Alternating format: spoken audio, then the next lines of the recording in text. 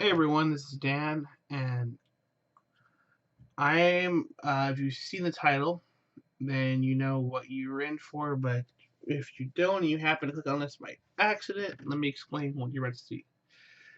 I was at a panel on Saturday, that would be June 23rd, 2017, featuring Anita, Sarkeesian, and Boogie2988, aka the nicest man on YouTube. And this video deals with the panel, which was about ending cyberbullying. Now, I won't give my opinions on this video right now, as I wish for you to check it out. So, if you want to see my breakdown and my thoughts, as this panel extends to a larger part of Vidcon, if you hadn't figured out for people like Philip DeFranco. So, thank you for watching this introduction, and I hope you enjoyed the first 18 minutes, which, as I'm sad to say, I could only film as didn't want to waste the power on my phone, and I didn't have a camera. So please enjoy Ending Cyberbullying, featuring Boogie2988 and Anita Sarkeesian. Did we get it right?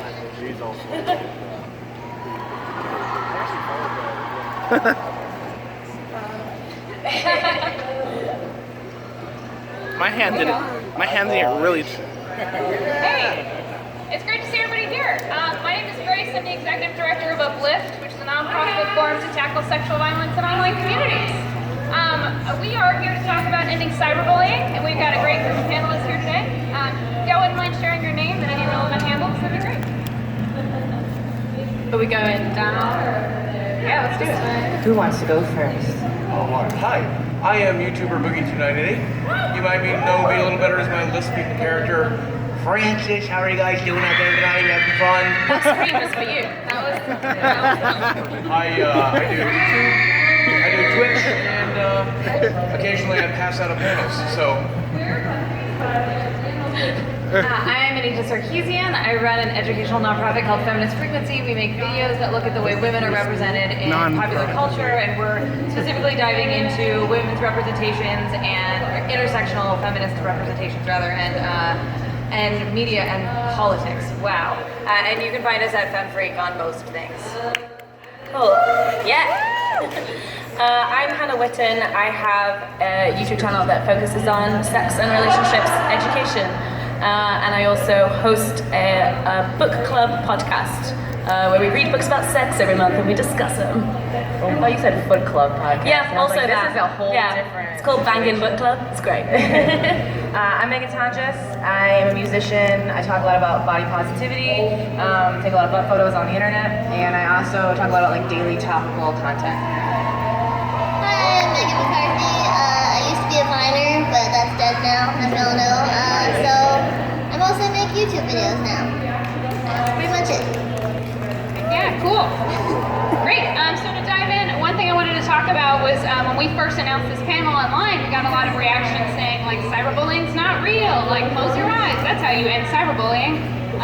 What would you say to that? Well, I would say, I think in an ideal world, a panel on cyberbullying would literally just be, you can end cyberbullying, slam it down. I don't think it's feasible the way the internet currently works to end it, but I think with personal responsibility and the incredible tools that are made available to you, I think it's possible to end cyberbullying on a very personal level. Filter it out, remove it from your life, and then after many years of therapy, learn how to handle it. And so, I do think cyberbullying is definitely a very real thing. I think what most people consider to be trolling, maybe good-natured ribbing, what I might do with a friend. I think a lot of people confuse that for cyberbullying. When I talk about cyberbullying, I'm talking about physical threats of harm. I'm talking about people releasing private information, or like last year at YouTube, hacking and deleting my YouTube account. When I think of cyberbullying, I think of very drastic, very real life consequences. So I've always been the kind of guy who, when it comes to the jokes, I kind of lean into the meme. I've always been able to handle that kind of thing. But when it comes to threats to my family or threats to my dog, they're gonna poison my dog. They took a hit out for my life on the Tor network, or sending a box of feces to my house. That to me is what I consider to be cyberbullying. I don't know if we could ever end it, but boy, I really wish you guys would end it. Please, thank you. I think the whole argument of saying, oh, just close your laptop, just walk away, go outside, that doesn't work, because we live in a world, in a society where the internet is so connected to our actual real lives, and you can't separate them anymore. It's not like you have your real life and then you have an internet life. It's like your work is connected that way, your social life is connected that way, and we need to start thinking of it as one thing rather than these separate things. And so then when you just say just walk away from it, that doesn't work, because it's just such a part of your life. So that response just never makes any sense to me. I mean, I think when it comes to the idea of bullying, I think we have a very specific idea in our heads when we hear the word bully at all, and we forget that bullying is really targeted harassment. So for me, there's nothing wrong with you having an opinion or a critique of what I'm doing, right? Because if I'm putting it out there, I am inviting a conversation if the comments are open, right? But there's a difference to me in taking it the extra step of, here's my opinion, here's how much I hate you on every single platform you're on daily. Bullying is kind of a way of trying to quiet a voice or trying to make someone fear speaking up about something that they feel is important. And I think when we think bully, we think of this very childish kind of just get over it, just get tough skin, just, your feelings. And so much I think of what we've all experienced is not so much about saying words that hurt. I'm not sitting here with my feelings hurt. I've been on the internet long enough to take whatever it is you want to say. It's really when it comes to my safety. My empathy is open to the point that my safety is in jeopardy, my family's safety is in jeopardy. Having an opinion about an experience that I have directly means that someone can show up to my house. That you have to start making decisions about, is the thing that I think I need to say worth saying, or does it affect my life? And it's just it's a new world that we're in right now. It's not the bullying of being in middle school and kids that make fun of me every day. It's it's that times a million. And it's in your pocket as well, that's the thing. It's with you all the time. Yeah. It's hard. Yeah, you can't just turn it off. It's our jobs, our lives are so interconnected with technology. It's moving so fast. And I think a lot of things that I'm sure we'll get into, but I think the desire to just say, just get over it, just close your laptop is a little lacking in how layered technology is with our lives right now. I want to echo what you're talking about in terms of language. I don't even like the word cyberbullying. I think that it's not the point. I think it's too easy to think of bullying as a thing that kids do on the schoolyard and sticks and stones, blah, blah, blah. Trolling is a specific thing that is used incorrectly all the time. What we are talking about is targeted harassment. And I think we need to use the language of the things that we're talking about, and that's one of the first steps in actually working to end harassment and to end the targeted harassment of women, people of color, queer folks, anyone who is of any intersection of oppression has experienced some level of harassment online because of who they are, not because of what they're saying or what they're doing necessarily. And I think, going back to the original question, you gotta be super privileged to ever be well, there's no harassment online, either because you've never experienced it or you're choosing to ignore it and you're in spaces where you're not seeing that happen. Because it is a sad reality of digital space and online space that we are targets of harassment constantly, whether it's just one hateful message every now and again or a mob that's been going after you for years and years and years. So it's, it's just dumb. It's just outrightly incorrect to say harassment isn't happening, especially given that I have sat on a panel, called this, and panels about this so many fucking times, and we're still here, right? We're still trying to justify that we're being abused and harassed online, and this is real. Yeah, I would actually actually love to dive into that a little bit more about the idea of critiquing versus bullying. Like how can someone critique somebody else in a way that isn't bullying? Don't harass them. Yeah, what does that mean? So like how do you offer like positive? It's not hard to be respectful and say, I disagree with you for these reasons, right? And come at it with the benefit of the doubt that you're coming where you're truly trying to intellectually have a conversation with somebody else, right? I feel like I get a lot of folks who say, well, what's the difference? Like, how do you draw the line? Where is it? And I'm like, I think it should be pretty clear what's harassment. Like, if you're like, hey, what you said was dumb, you stupid bitch, like, that's harassment. If you said, I disagree with your points because there's this example in X, Y, and Z or what have you, that could be better. I will just add, not to take up too much space, but I will just add that I think a lot of times, like I think that harassment is much broader than you defined it. Because harassment isn't only just threats. A lot of the stuff that's the most exhausting is the daily grind that is being thrown at you of either comments about your appearance, comments about things that are not related to your work, conspiracy theories that are made up about you, just the day-to-day stuff that isn't necessarily actionable, but it's just exhausting because it's people who are coming at you with bad faith. So there are folks who come to me and say, you're wrong for these reasons, but it's like 500 people that looked at one video that one person made online that is not coming at me with good faith, trying to attack what I'm doing, but it's not because they actually watched my video, it's because they watched somebody else's video about my video. Which usually contains the video itself. I want to make sure that when I talk about cyberbullying, I mostly focus on the worst of it for me personally, but I think it's so important that we remember that pain is a relative thing. My worst day may have very different details than somebody else's worst day, but that doesn't make it any less that person's worst day, right? And I think it's also important to remember that perception is 9/10 of reality. And so whatever I personally perceive as being real can be very real to me. And so I think it really does come down to a personal level of tolerance and a personal level of ability to handle abuse. And unfortunately, I am very versed at handling abuse, having the first 20 years of my life been nothing but that. So I think often my view can be skewed because I have such an incredibly high tolerance level. Not everyone's going to feel that way, and I think when you are critiquing somebody, when you're commenting on their work, I would try to keep that in mind. And I think if someone does, hey Boogie, I really like this story arc you're telling with Francis, but I didn't feel this video was one of your best ones.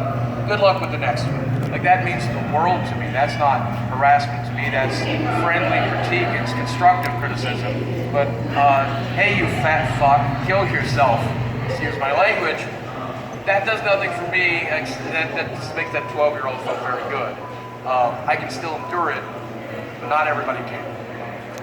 Yeah, that's pretty much what I was gonna say. Like, if someone comments on a video saying like, oh, this would have been so much funnier if you did so-and-so, I'll be like, oh yeah, I should have thought of that. But if they're just like, wow, your voice is so annoying, you should kill yourself, it doesn't really help me out at all. It doesn't make my video any better. So yeah, there's definitely a difference between like critiquing someone's content and just like insulting and bullying them.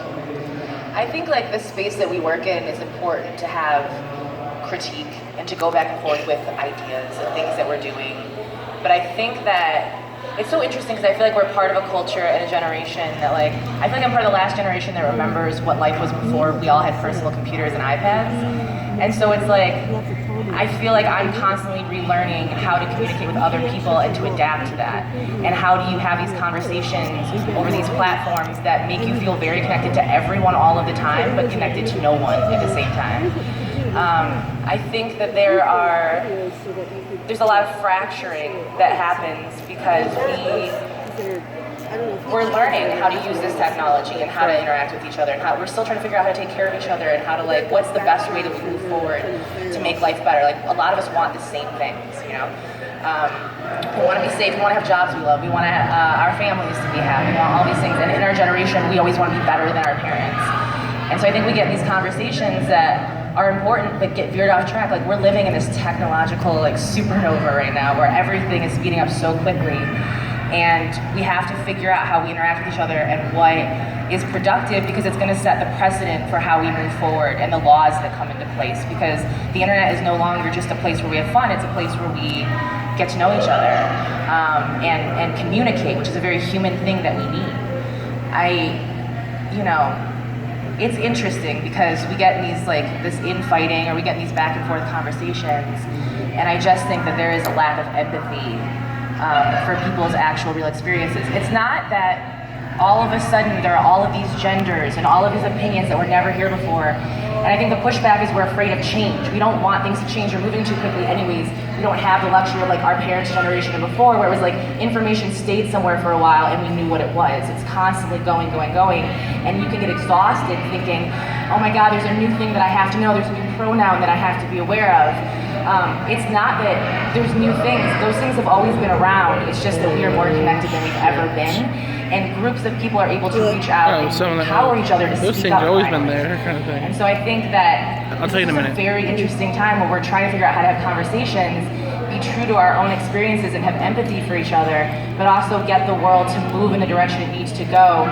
Because at the end of the day, I would assume most of us want freedom and equality and fairness and justice. It's just a matter of figuring out how we were raised, the things that we already know, and deconstructing those to create the world that we want to live in. And to have the conversations that we want to have and that we want to be a part of. I blacked out and said a lot of things. What did I say? I think that makes sense. I really like you saying about how just how much technology's changed, because I didn't have a smartphone until I was 20, and there's so many people at this event who probably had a smartphone since they were 5. And so it is such a different world to navigate. And I remember in school, the advice we would be given about cyberbullying would be don't meet up with strange men that you met in chat rooms. And we're at a convention now where we're all strangers and we all met on the internet. And 15 years ago, I was just don't do that. And now there's 20,000 people in one place. So yeah, it's scary, and I think technology is moving a lot faster than how we're figuring out how to cope with that and navigating that world. So it feels hard because we're constantly playing catch up. Yeah, I would love to dive more into that, the idea of empathy, and when it comes to ending cyberbullying on a social level, what are some ways that y'all as creators try and do that? If you do that, how do you try and build that empathy within your communities? I personally, I try to focus on the positive and not the negative. I made a couple of reading mean tweets or reading mean messages, but I think when you give those people attention, you give those people power. So I very much try to take the high road and try to take the moral road. I think it's very important to remember that even though I might be a target of harassment, I have to not put more harassment into the world. And I think it's all right to defend yourself, certainly, but you have to do it in a very high road and a very moralistic way. And I think it's also important to foster positivity in your community. If I do respond to, actually me and Megan were talking about this recently, if I respond to a negative tweet on Twitter, I will always respond to a few positive tweets as well to try to foster that in my community. And I think when it comes to the internet, as creators and as pundits here and personalities on the internet, people want our attention. And I think we get to pick the type of attention we give them. And if we give them positive attention and show them that that's what will be rewarded, then you will get so much more of it. And I think when we show ourselves as bothered by it, or just show them the truth that nobody can truly handle that stuff, it can often result in an amplification. And I think it's one of the biggest mistakes we can make. Two wrongs never make a right. And I really think it eventually digs you into a hole that you may never be able to get out of if you respond negatively too often.